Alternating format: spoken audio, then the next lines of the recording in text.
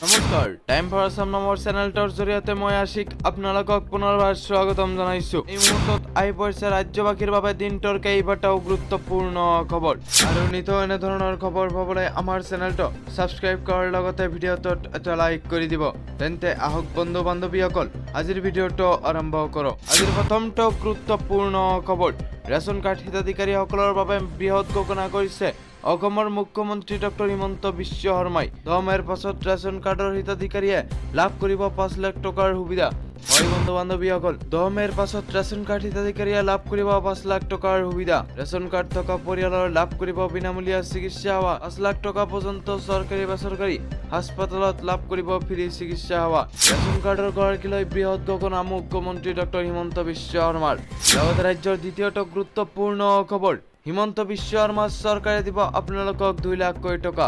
হয় বন্ধু বান্ধৱীসকল হিমন্ত চৰকাৰে দিব আপোনালোকক 2 লাখকৈ টকা। 2 লাখ টকাৰ বিনিময়ত বেংকক দিব নালাগে আপোনালোকক কোনো ধৰণৰ গ্যাৰান্টি। মুখ্যমন্ত্ৰী ডক্টৰ হিমন্ত বিশ্ব শৰ্মাই কৰিছে এই বৃহৎ ঘোষণা। অসমৰ 2 লাখ ল'ৰা ছোৱালীক 2 লাখ টকাকৈ দিব হিমন্ত বিশ্ব শৰ্মা চৰকাৰে। ব্যৱসায় কৰিবলৈ নিবনুৱা যুৱক যুৱতীক এই ধন দিব হিমন্ত বিশ্ব শৰ্মা চৰকাৰে। নিবনুৱাক আত্মসংস্থাপন দিয়াৰ লক্ষ্যৰে এই আঁচনি হাতত ল'ব চৰকাৰে।